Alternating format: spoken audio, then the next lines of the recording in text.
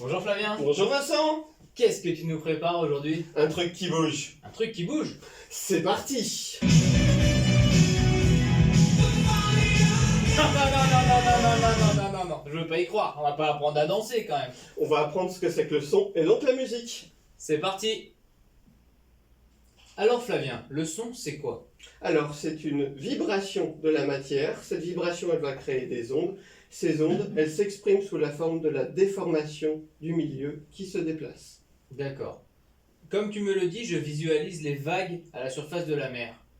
Exactement. Des vagues à la surface de l'océan, ce sont des ondes qui se déplacent. Mais du coup, dans l'air, je suis un peu perdu. On va simuler une onde dans l'air. Tiens.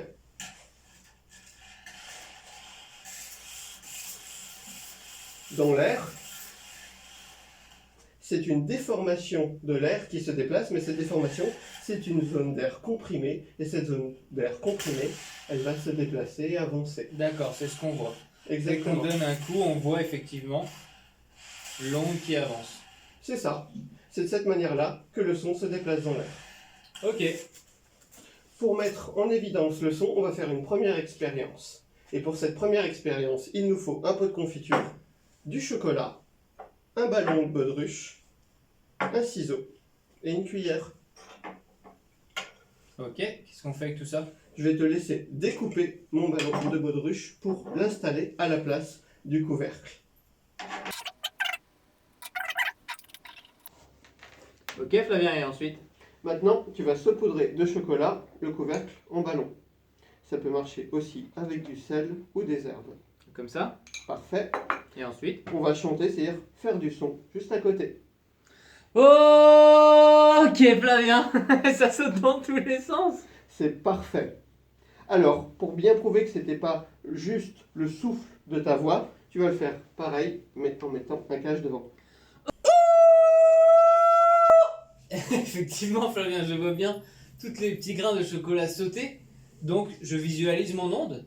En fait, le vent va écraser et dilater l'air qui va faire vibrer ma membrane et du coup qui va effectivement faire bouger. Donc ce que tu vois, c'est dû à la vibration de l'air directement, dû à ton son. D'accord. Est-ce que le son se déplace que dans l'air? Non, il se déplace dans tous les milieux solides et on va faire une nouvelle expérience pour voir cette différence. Ok, génial. Pour ça? Pour ça, on a besoin de 2 gobelets, une corde et un ciseau. Ok. On va relier les 2 gobelets qu'on a percés d'avance.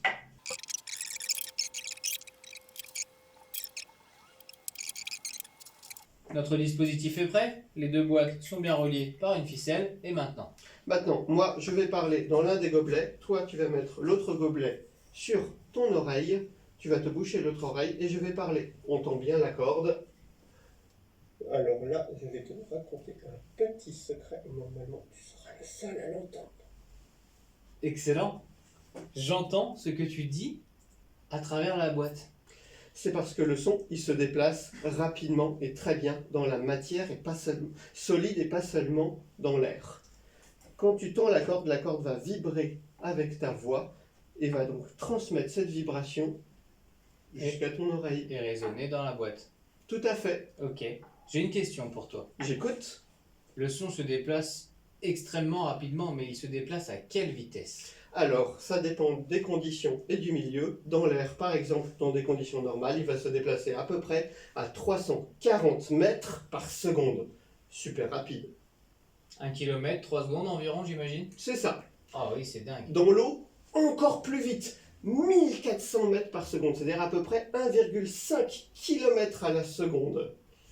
Wow, Et dans des matériaux comme le métal ou les rails du train, on peut dépasser les 5 km à la seconde. Ce qui explique pourquoi les Indiens collaient leurs oreilles sur les rails de train. On l'entend beaucoup mieux que dans l'air.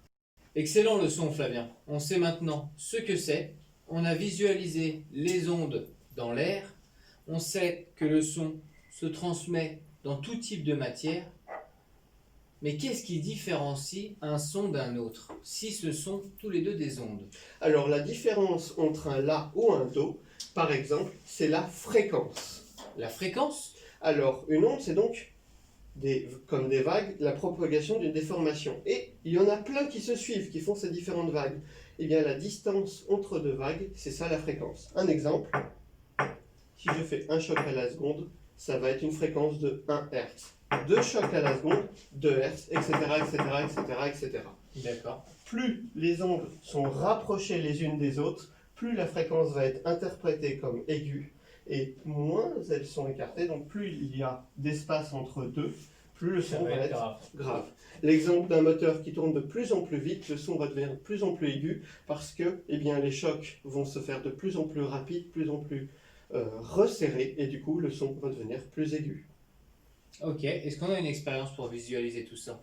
Tout à fait, et pour ça, il nous faut plusieurs récipients en verre identiques et une cuillère en métal et de l'eau. On va déboucher nos différents récipients. Ça peut marcher avec des verres, des vases. L'important c'est qu'ils soient tous identiques. On va les taper une première fois.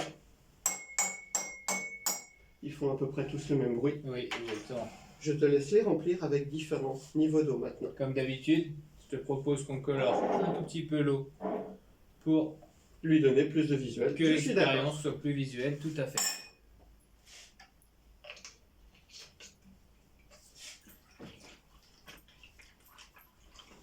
Donc j'en mets dans tous, mais à des niveaux différents. C'est ça, beaucoup, un peu moins, un peu moins, un peu moins, presque pas. Ok Flavien, nos bocaux sont remplis, et maintenant? Maintenant, tu vas taper sur chaque boco un par un et voir la différence de note. Excellent, on a changé la note alors qu'on utilise les mêmes matériaux. On a créé un petit xylophone maison. Ça, c'est dû au fait que la note à laquelle un objet vibre va dépendre de plusieurs choses et notamment de sa masse. En changeant la quantité d'eau, on a changé la masse de l'objet, donc la vibration qu'il produit. Excellent, on en sait maintenant beaucoup plus. Est-ce que tu as une dernière chose à nous apporter sur le son? Oui, alors, on a vu que donc les différents sons, c'est différentes vibrations, mais dans une vraie musique et dans la vie de tous les jours, il n'y a pas qu'un seul son, c'est pas pur, il y a plein de sons mélangés, ce qui fait une onde au final extrêmement compliquée et qui ne fait pas ces jolies vagues. D'accord, en fait tu veux dire que le son, ce n'est pas comme les couleurs. Quand on les mélange, ils ne créent pas ensemble un autre son.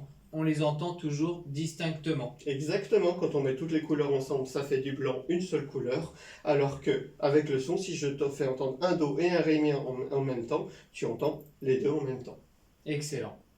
Une petite musique pour finir? Allez-y.